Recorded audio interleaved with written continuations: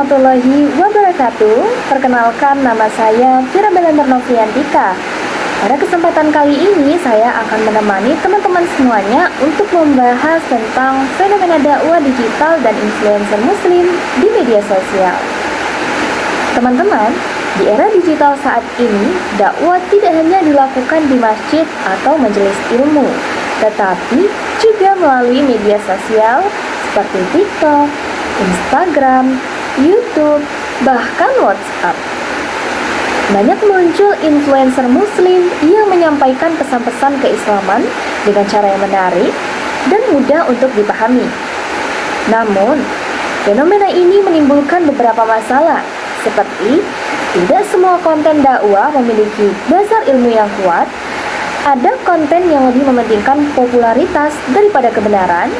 Masyarakat, khususnya generasi Z, sering menerima informasi tanpa menyaring terlebih dahulu isi dari informasi tersebut.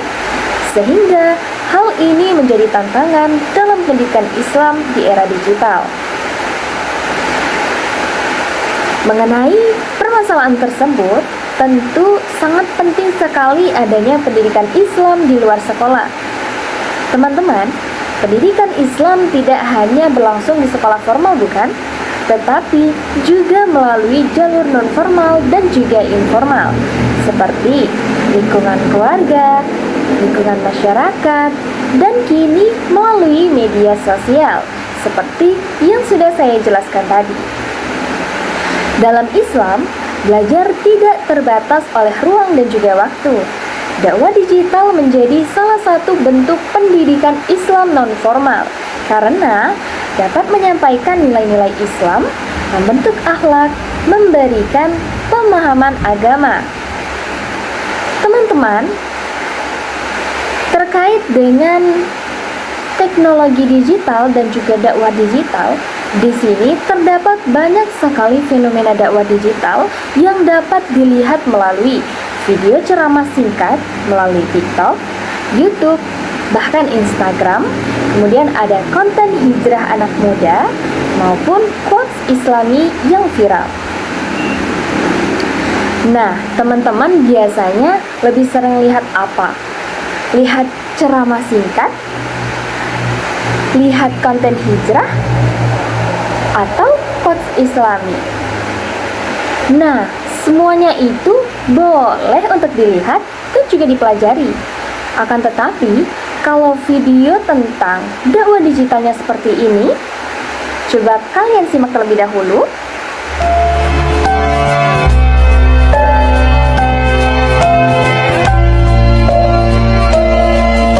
Bismillahirrahmanirrahim. Jika teman-teman pernah melihat video tersebut atau video serupa, maka abaikan saja. Karena saya yakin tujuan video tersebut hanya ingin mencari views, like, ataupun komen, alias hanya sebagai konten. Karena tidak ada dasar dalilnya, orang yang mempunyai dosa besar itu dosanya akan diampuni dengan men-share postingan, gambar, atau sejenisnya. Karena seperti yang kita ketahui, dosa sebesar apapun pasti akan Allah ampuni jika kita bertobat dengan tobatan nasuha, bukan dengan cara men-share video atau postingan. Tapi aneh loh, video tersebut disukai oleh jutaan orang dan dikomen serta di-share oleh ratusan bahkan ribuan orang. Saya tidak mengerti kenapa demikian. Mungkin teman-teman Anda yang tahu. Allah. Nah, kalau konten dakwahnya seperti ini, anak-anak, teman-teman, dan juga orang tua mesti berhati-hati. Tidak semua konten dakwah yang ada di media sosial itu bisa langsung diterima dan juga diserap loh. Kita harus mempertimbangkan banyak hal, mulai dari kebenaran, bahkan kalau itu konten Islami, kita juga harus melihatnya berdasarkan landasan Al-Quran dan juga hadis. Kalau berdasarkan konten yang kita lihat ini tadi barusan teman-teman, dapat kita lihat dan juga pelajari bahwasannya di dalam konten tersebut tidak ada dalil yang menjelaskan bahwasannya dosa dapat langsung terhapuskan dengan kita meng-share video tersebut. Eits, bukan video sih, tapi kata-kata. Kata-katanya menuju kepada dakwah. Karena kenapa? Menghilangkan dosa. Akan tetapi teman-teman, tidak ada landasan ataupun dalil yang menjelaskan secara rinci.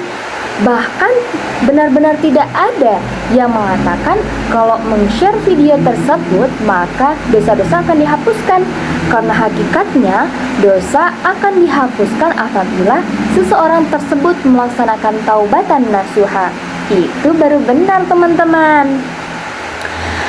Nah, dari beberapa konten yang sudah disebutkan tadi, makanya kita sebagai generasi Z atau sebagai manusia yang sadar akan ilmu pengetahuan harus lebih pandai dan juga cerdik serta kritis dalam menanggapi berita atau bahkan konten dakwah seperti itu teman-teman.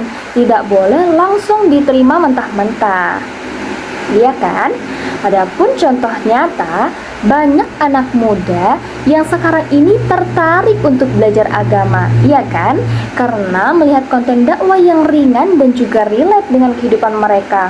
Seperti konten-konten yang sudah saya tunjukkan tadi, mulai dari konten TikTok, kemudian konten dari coach Islami, maupun konten-konten hijrah yang ringan dan juga relate dengan kehidupan.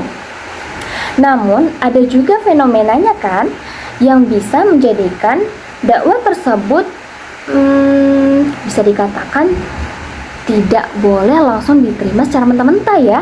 Karena biasanya dakwah tersebut karena dia berbasis digital itu adalah potongan ceramah yang diambil sebagian, sehingga terkadang menimbulkan salah paham, apalagi kalau tidak langsung ada dalil di dalamnya. Kemudian ada konten agama yang dibuat itu hanya sekedar sensasional agar viral. Kadang tidak memperhatikan dakwah tersebut kira-kira benar atau tidak, bakal berdampak buruk atau tidak kalau didengarkan oleh orang lain. Tapi yang penting dakwah itu menarik. Kemudian isinya terkadang tidak sesuai dengan isi yang ada pada Al-Quran dan juga hadis.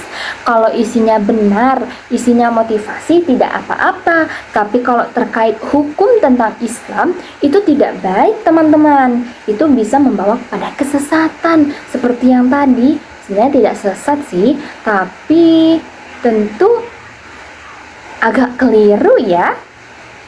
Nah, kemudian ada juga nih influencer yang menyampaikan agama tanpa landasan ilmu yang cukup, ya kan?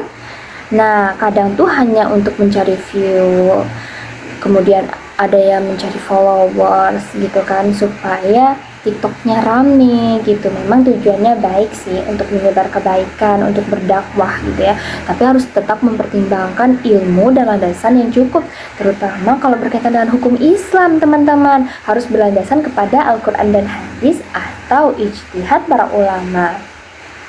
Nah, dari fenomena yang sudah dijelaskan tadi, tentunya ada dampak positif dan juga negatif kan?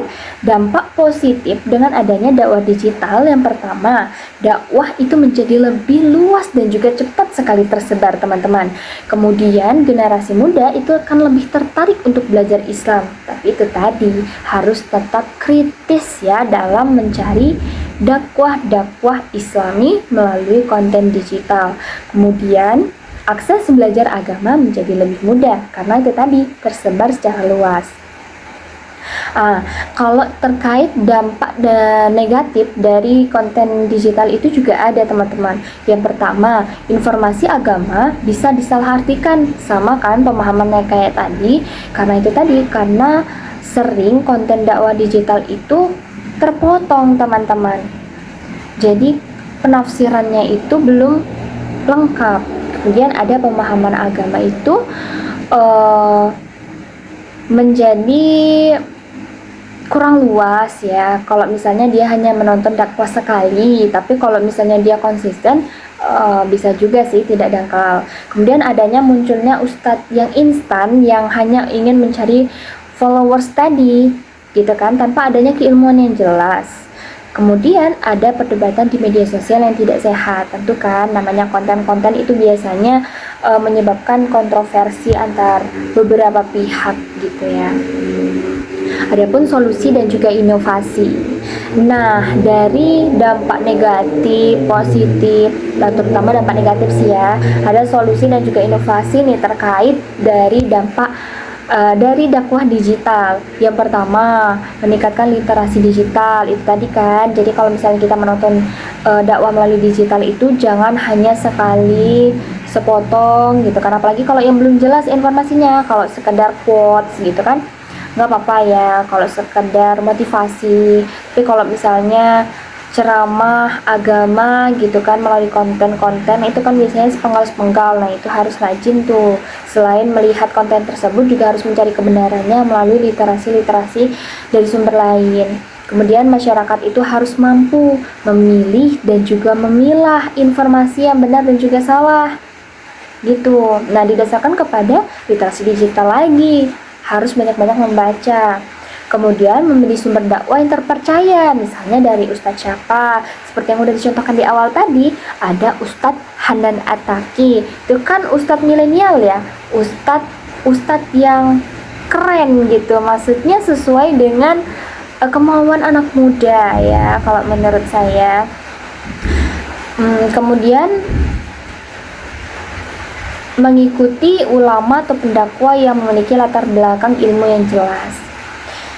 Kemudian ada peran orang tua juga teman-teman untuk memberikan bimbingan dalam memahami konten agama di media sosial tersebut. Jadi jangan dilepas anak-anak kita. Ya, anak-anak kita belum punya anak ya. Maksudnya anak-anak lah, entah itu adik gitu kan, sepupu atau lainnya. Seperti itu. Nah, dalam inovasi dakwah digital, dalam membuat konten digital itu kita harus mempertimbangkan memang aspek menariknya supaya lebih diminati, kemudian mudah dipahami, tapi harus tetap sesuai dengan Al-Quran dan juga hadis. Nah, teman-teman, terkait pembahasan tentang dakwah digital dan juga influencer tadi, gitu ya, fenomena itu memiliki peran besar dalam pendidikan Islam di era modern. Namun, penggunaannya harus disertai dengan sikap kritis agar tidak terjadi kesalahan dalam memahami ajaran Islam. Oke teman-teman, demikian yang bisa kita bahas pada hari ini ya. Semoga apa yang sudah kita bahas bisa kita pahami dan juga kita lebih bijak dan juga berhati-hati dalam menonton konten-konten dakwah yang ada di media sosial. Tapi jangan berfokus kepada konten-konten yang tidak baik saja ya. Mari kita sama-sama juga bisa nih menjadi influencer juga yang menyebar dakwah melalui digital, tapi dengan mempertimbangkan beberapa aspek yang sudah dijelaskan tadi. Siapa tahu nanti kita akan menjadi konten kreator yang handal sekaligus membawa pahala jariah karena konten-konten kita yang bermanfaat tersebut. Apabila terdapat kesalahan dalam pembahasan, Vira mohon maaf, dan kepada Allah mari sama-sama kita memohon ampun. Terima kasih banyak teman-teman. Wassalamualaikum warahmatullahi wabarakatuh. Sampai jumpa pada pertemuan berikutnya.